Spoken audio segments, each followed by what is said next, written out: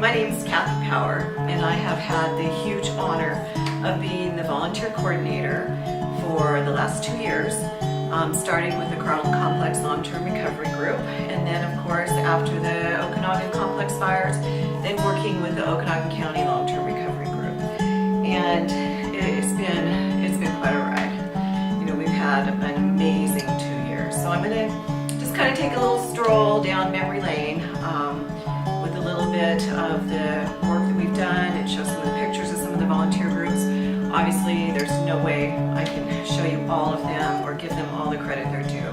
These amazing people have been one of the biggest blessings of my life. So we'll start out with the Restoration Hope team that came in. This slide that you may be looking at is with the Hope for Okanagan. And this team is amazing. They came over with heavy equipment and fencing teams and building teams, and we just get a lot done when these guys show up in town. So just to kind of go over the accomplishments for the last couple years, starting with January through December of last year, and this is for both the 2014 and the 2015 fire recovery efforts. We had over 96 volunteer groups that came in to help us this last year. The year before, we had 33 groups that came in to help us, all in varying sizes and varying stays and different projects that they worked on. So we had 182 volunteer teams. How that breaks out is out of the 96 volunteer groups, then of course they break into teams. And usually a team can be anywhere from 4 people to 12 people. It just depends on the project that we're working on. Then you break that down again, and that means 954 volunteers came to help us this last year. Now out of that 954, at least 854 of them came under my direct coordination efforts. So let's go back to 2015. In 2015, there were 33 groups that came, and I didn't break those teams out, but in all of that, there were 622 volunteers that came in all of 2015. And if you break that out, we had the MDS crews that I just kind of oversaw. I wasn't direct in coordinating their efforts. And we had a couple other groups that came in to help us with the fire relief efforts, the CDR crews and the Team Rubicon and the Southern Baptist that came in, that I just kind of stayed on the peripheral with, and that was about another 100. So as you can see, it has doubled, more than doubled, in our teams and crews and groups that came this last year to help us. It was an awesome year, very busy, but extremely awesome. We got a lot done. So volunteer hours last year were 44,552, and that was for all of 2016. So that's a total for the volunteers that came in. And what did we do? So we did a bunch of different things. One of the main projects that the volunteers worked on this last year were all the reconstruction projects. And what this is the homes we were building and the manufactured homes that we were installing. So it covers all of that. So in 2015, phase 1 was 11 homes that the volunteers built and installed 4 manufactured homes. In phase 2, we have 6 homes that we are under construction with right now. One of them completed and the certificate of occupancy done, and the person is living there and she's very happy. So it's amazing the work we've been done. The other 5 that are under construction are very close to being completed and will be completed soon. We also have 5 manufactured homes that got completed. And again, this is all done by volunteers.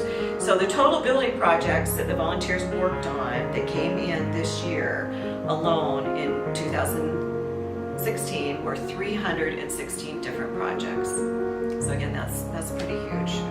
It was amazing. We start with digging the foundation. The heavy equipment comes in, and this year the Bethel Church Restoration Hope teams brought in the bulldozers and the excavators and the mini excavators and the skidsters, and they did all of the leveling for us for all our homes except for 2, and they were just awesome. So once that's done, then we're ready to form up the foundations and pour, and again, these are done mostly by volunteer teams. We did a couple contractors on this, but again, mostly volunteers. And then we've got the volunteer teams that come in and start building the floor. And this year, North Creek Presbyterian Church out of Mill Creek, Washington was hugely instrumental in doing these dry-ins for us. as well as the MDS crews did 2 of them this year too. So again, these are all volunteer teams. The North Creek team builds the walls over in Mill Creek and then brings them over on a trailer and set them up. These guys are awesome to watch. So once we get the floor down, then of course the walls go up. So, which is absolutely awesome. And once the walls are up, then the trusses go up. And then we've got to find someone to roof it. The really wonderful thing about most of these volunteers is most of them are retired and they come over because they have lots of free time and lots of experience and skills to share with us. But most of them don't want to get on the roof. So we have issues sometimes with the roofing. In this slide that I'm looking at right now where it says trusses on, this home, this is a really good example of that. We couldn't find anybody to put the roof on. So we just kept moving forward with the house. So this house was sided, painted, windows and doors, and everything was on before the roof. So it's kind of a fun one. It shows you the dynamics and the challenges that Barry and I worked so closely together when we were bringing teams in. We had teams coming in that had skills in this, this, and this. We had houses that were here, here, and here. And putting those together, it was a constant puzzle of matching up these teams with projects that we had ready to go. And the teams were so patient with us. So with plumbing and electrical, again, we've got our amazing CPS crew, which is the crew that comes in from all over the country in Canada. And it is a young husband and wife and their children, and they're the leads on the team. And then 4 young men rotate in for 6 months at a time. And these are some of our main building teams. And usually they're under the guidance and doing apprenticeship with Terry Parsons, who is awesome. Terry and his wife Debbie have been here for 2 years, and Terry can do everything. This screen of Terry, he doesn't like having his picture taken, so this is Terry. He can do everything, and he's been awesome. And Debbie has been awesome. She does our book work for us. Yeah, we've been really, really lucky with these people. Then we have our sheetrock teams that come in, and we had several different teams that came in and did sheetrocking for us. We our mudding and taping teams. We had a lot of different volunteers that came and did mudding and taping for us. We also have our CPS crew now that does it exclusively for us. So we got some really great tools, and they're on stilts in this frame having a wonderful time doing all the taping and mudding. And we have a lot of different crews that come in. There's so many different groups that come to help us. And a lot of them will either do projects that they have skills in if it works out, or they'll just figure it out as they go, and that's the norm. These teams in this slide did our insulation. The guys in the Tyvek suits never had done floor insulation before, but they said, sure, we'll do it. So they did it. I don't know if they'll do it again. They were really happy to help us. It was really cool. And then this other team, the Brethren Ministry team, they did all of the blow-in insulation for the attics on all 5 of our houses under construction right now. And these guys were awesome. They did one a day, and it was just absolutely cool. North Creek was doing interiors for us. Once I got done doing all the dry-ins, then they started working on interiors. And again, we have these houses so close to completion right now because they came over and helped us with this project. So that's kind of the construction end of it. That's one thing I do, is work with Barry really closely, coordinate these teams that come in to do the construction of the homes and the manufactured housing for us. And then the other half of what I do is other projects. And these other projects are projects that the disaster case managers find working with their clients, our clients that need help in different things. It can be everything from the site cleanup after the fire, to fencing repair and replacement, to removing foundations, to the dirt work, to small building projects, to flood restoration, brush cleanup, hazardous tree removal. I mean, the list goes on and on. And that is a huge part of what I've done the last couple of years. Small building projects. So January of 2016, we had lots of snow last year, and it was difficult to get the crews onto the project sites.